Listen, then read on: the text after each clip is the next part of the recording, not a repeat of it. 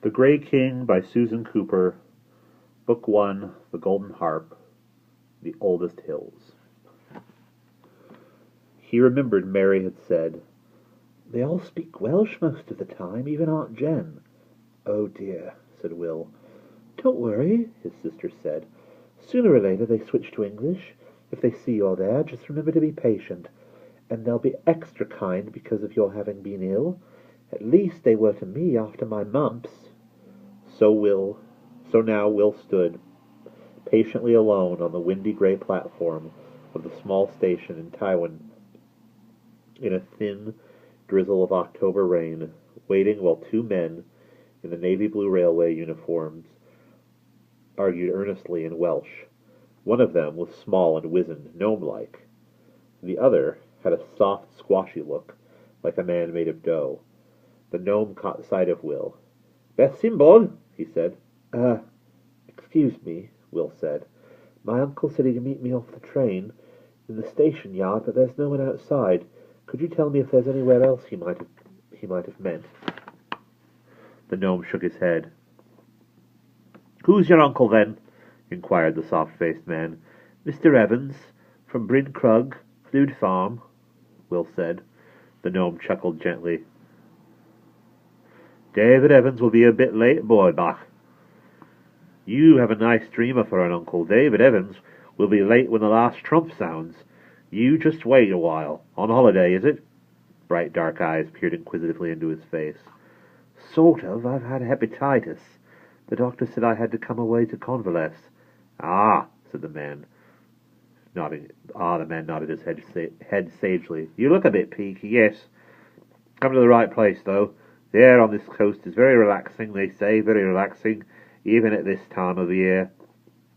A clattering roar came suddenly from behind the ticket office, and through the barrier Will saw a mud-streaked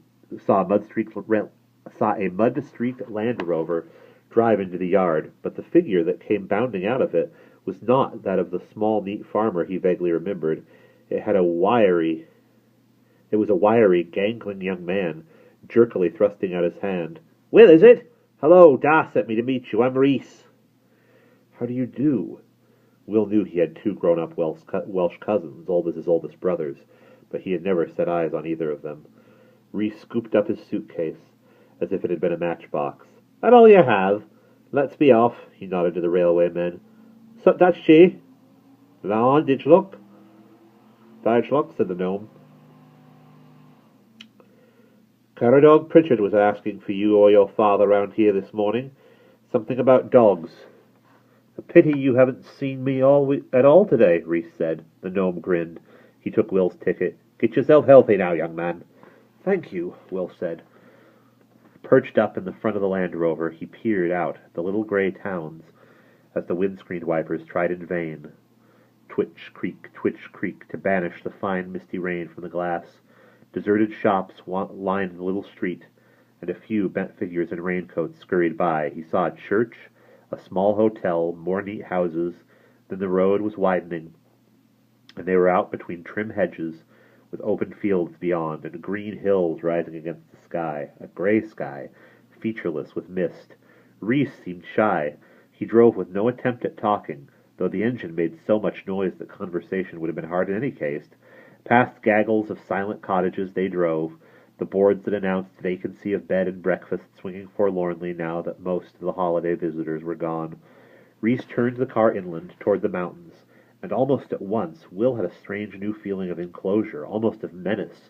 The little road was narrow here, like a tunnel, with its high grass banks and looming hedges like green walls on either side.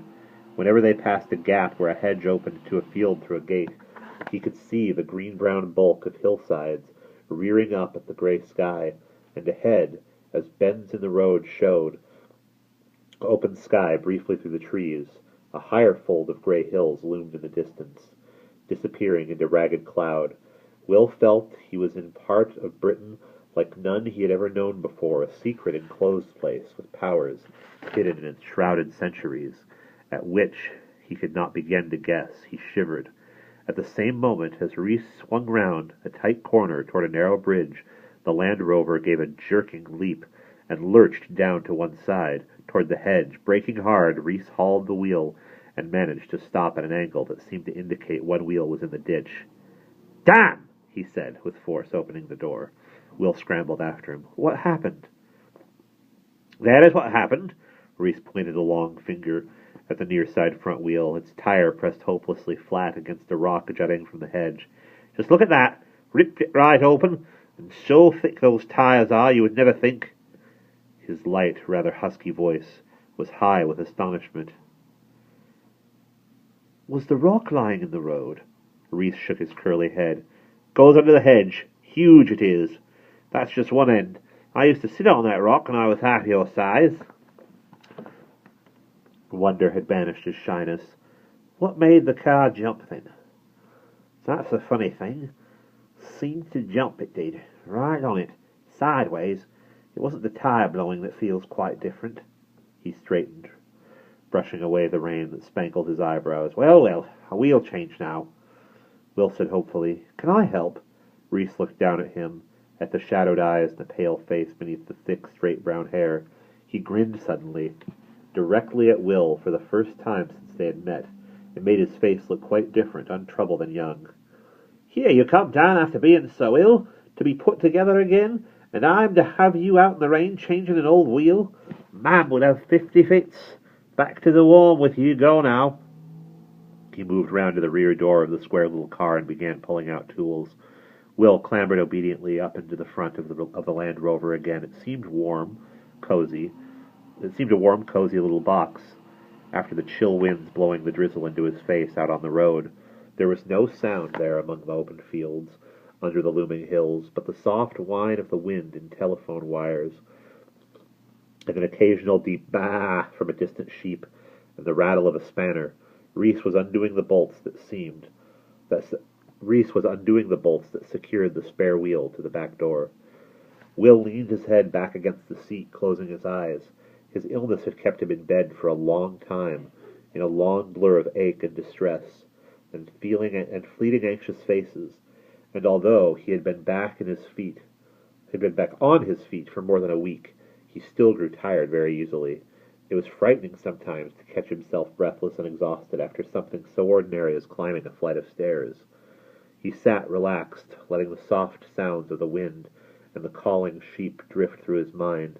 Then another sound came. Opening his eyes, he saw in the side mirror another car slowing to a stop behind them.